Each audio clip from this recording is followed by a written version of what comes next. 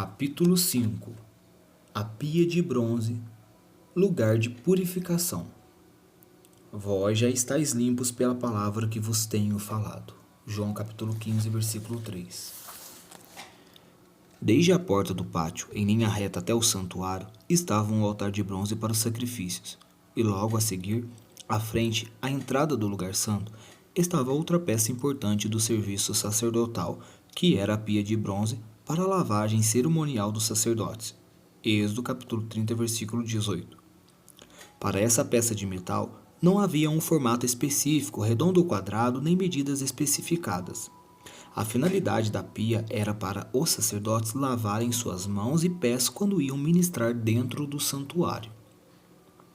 Cada um dos móveis do tabernáculo tinha uma finalidade e um significado particular na tipologia bíblica, e a pia de bronze, cobre, não era um simples receptáculo de água de lavar as mãos.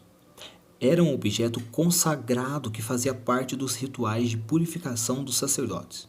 O termo hebraico Kirior para a pia é fonte, que significa lugar de lavar-se. Era, de fato, uma bacia que podia ser redonda ou mesmo quadrada.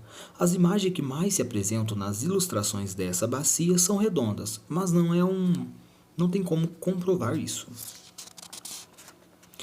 1. A pia de bronze. A importância da santidade. Êxodo capítulo 30, versículo 17 e 21.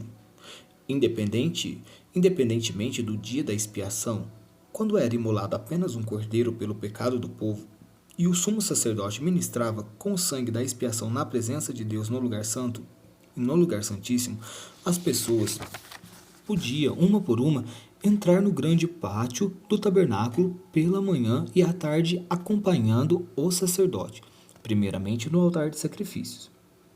Depois o sacerdote lavava-se na pia de bronze que tinha uma água limpíssima e lavava as mãos e os pés antes de adentrar no santuário. A pia de bronze ficava no pátio entre o altar de sacrifícios e o tabernáculo. Para que os sacerdotes pudessem ministrar tanto no pátio quanto no lugar santo, independentemente do serviço que o sumo sacerdote que ministrava no lugar santíssimo, eles precisavam fazer as abluções necessárias. O recipiente para conter água, identificado como uma bacia ou pia lavatório, servia como lavabo e recebia água limpíssima. E alguns comentadores bíblicos dizem que eram águas trazidas da rocha de Horebe, ainda que não há nada no texto bíblico que possa comprovar isso. O importante é que as águas eram limpíssimas e os sacerdotes, depois de ministrarem no altar de sacrifícios e sujarem as mãos e os pés com as vísceras e outros órgãos rejeitados para os sacrifícios, deviam lavar-se com aquelas águas. Ver Êxodo capítulo 17, versículo 21. Os sacerdotes não podiam banhar-se dentro da bacia, mas deviam tirar as águas do interior da bacia para lavarem-se. Depois de lavados, os sacerdotes mudavam suas roupas e, devidamente limpos, podiam entrar no tabernáculo para ministrar perante o Senhor no lugar santo. A parte interna da pia, ou bacia, tinha que brilhar e refletir como o espelho das mulheres, para revelar na exposição ao sol toda a sujeira da lavagem. A Bíblia diz que a palavra de Deus é como espelho. Paulo escreveu: mas todos nós, com cara descoberta, refletindo como um espelho a glória do Senhor, somos transformados de glória em glória, na mesma imagem como pelo Espírito do Senhor. Ver 2 Coríntios 3,18. Nosso pecado foi expiado por Cristo no altar de sacrifícios, a cruz do Calvário. Porém, a limpeza da sujeira do pós-sacrifício implica tipologicamente na limpeza da imolação do sangue e das vísceras, a qual tinha de ser feita pelos sacerdotes antes de entrarem no lugar santo e o santíssimo. Ora, todos sabemos que, no dia a dia, às vezes ficamos manchados e sujos com as sujeiras de ações carnais. Ver 1 João 1, 8, 10. Mas temos o recurso purificador, santificador da palavra de Deus, prefigurada pela água da pia de bronze. O sangue de Jesus, mediante nossa aceitação dele como expiador, quita a culpa. Ver Romanos, capítulo 3, versículo 24 e 25, Efésios, capítulo 1, versículo 7. Mas todos sabemos que a nossa natureza pecaminosa, o velho homem, ainda produz o pecado e expõe-nos constantemente às tentações que nos rodeiam e assediam. Ver Hebreus 12, 1. A palavra de Deus, porém, é o espelho que mostra quem somos e as obras que praticamos para que nos purifiquemos com a ajuda do Espírito Santo. A palavra de Deus, portanto, revela nossas impurezas e, por isso, precisamos ver com cara descoberta quem somos. A bacia era de bronze polido, cobre, e o seu interior era como o espelho das mulheres. Êxodo capítulo 38, versículo 8. Com a água limpíssima e exposta à luz do sol, toda e qualquer sujeira era revelada no interior daquela bacia. A obra regeneradora do Espírito Santo torna-nos limpos e lavados. Ninguém entrará na presença de Deus no seu santuário com as marcas das sujeiras do pecado. Ver 2 Coríntios 5, 16 e 17. Paulo falou aos Efésios da obra santificadora e purificadora por meio da lavagem da água pela palavra. Efésios 5, 26. O interior da bacia, como o espelho das mulheres, sugere uma tipologia especial. Ora, quando os sacerdotes lavavam-se com aquela água, as sujeiras revelavam o estado daquelas pessoas. Assim também é o poder extraordinário da palavra de Deus em revelar a verdade de cada um de nós. Todas as sujeiras morais e espirituais são reveladas nesta bacia. Por isso, ninguém deve tentar chegar com as sujeiras da sua vida, mas deve lavar-se pela lavagem com água da palavra de Deus. Aquele receptáculo construído com metal polido podia refletir o rosto das pessoas, e por isso, no exercício do ministério sacerdotal, cada sacerdote precisava conhecer e perceber o estado de sua limpeza para poder ministrar na presença de Deus. A pia de bronze tinha um caráter de juízo sobre a vida do crente. No altar de sacrifícios, o juízo era aplicado sobre o pecador com a oferta do sacrifício. Dessa forma, ele obtinha remissão dos pecados. A redenção do pecador aponta para Cristo, que ocuparia nosso lugar como substituto. Ele assumiu sobre si o juízo que merecíamos e assim o fez pela sua morte vicária. Ver 2 Coríntios 5, 21, Gálatas 1, 4. Porém, as águas da pia tinham como finalidade lavar aquele que já passou pelo altar de sacrifício, e agora as águas que simbolizam a palavra de Deus têm o poder de limpar e disciplinar nossas obras para uma vida cristã santa e purificada. Ver 1 Coríntios 3, 13 em diante. 2 Coríntios 5, 10. Mesmo que nossos pecados tenham sido expiados, em Hebreus 10, 17, tudo quanto fazemos em nosso dia a dia precisa passar pela limpeza para que, quando chegar o juízo para a recompensa, sejamos julgados pelas nossas obras. O significado que distingue o altar de sacrifício e a pia de bronze. O altar de sacrifício simboliza a obra de Cristo como obra completa e concluída. João capítulo 19, versículo 30. O altar de sacrifícios ensinou-nos o que Cristo faria por nós, pecadores. O texto de Hebreus 9,14 diz: quanto mais o sangue de Cristo, que pelo Espírito Eterno se ofereceu a si mesmo, imaculado a Deus, purificará a vossa consciência das obras mortas, para servir ao Deus vivo. No altar de sacrifícios, aprendemos que Cristo ofereceu-se a Deus em oferta pelos nossos pecados. A distinção está no fato de que as águas da pia de bronze simbolizam a provisão ilimitada para todas as nossas necessidades, para que possamos desfrutar da completa plenitude de vida que Deus concede ao crente em Cristo. Ver João 10, 10, 1 João 5, 11, 12. Porém, a fonte das águas da pia de bronze ensina-nos o que o Espírito Santo faz em nós juntamente com a palavra de Deus. Ver Salmos 1, 2, 3.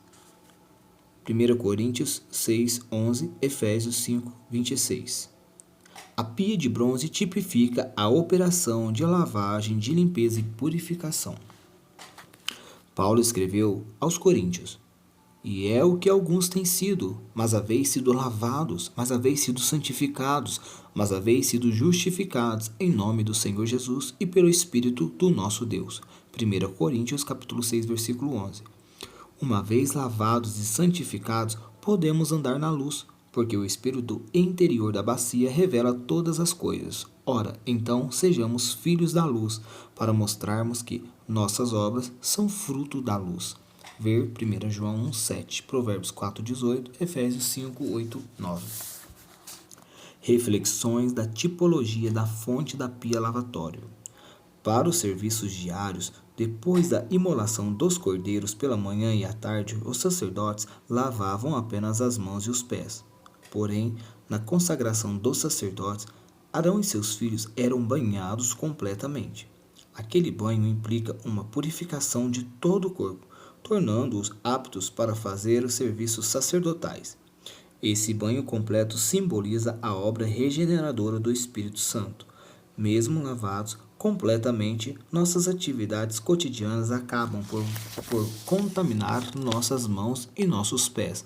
Por isso, o cristão precisa de uma limpeza constante e diária, e é nosso contato com a palavra de Deus que produz essa limpeza de vida. 3. 2 aspectos do rito de lavagem dos sacerdotes. Depois de haver cumprido a tarefa no altar de sacrifícios, nenhum sacerdote podia entrar afoitamente no lugar santo do tabernáculo sem antes haver lavado mãos e pés, a fim de estar limpos para servir no santuário. Quando se lavava com as águas da pia de bronze, todo sacerdote conservava a ideia da santidade de Deus e da purificação que ele demanda de seus oficiantes. O altar tinha a ver com os pecadores, já a pia de cobre tinha a ver com a sua separação para entrar no santuário e ministrar naquele lugar. O primeiro aspecto refere-se à lavagem completa. Essa lavagem completa era mais do que o simples lavar de mãos e pés. Significava a obra regeneradora, que implicava o primeiro passo para a consagração sacerdotal. Naturalmente, é inaceitável que um ministro queira ministrar na casa de Deus sem que antes tenha sido regenerado. Ver João 13,10. Esse ato de lavagem completa implica numa obra de limpeza completa que só a palavra de Deus e o Espírito Santo podem operar. Ver João capítulo 3, versículos 5, 7, João 15,3, 1 Pedro 1,23. O segundo aspecto refere-se a uma lavagem progressiva e constante.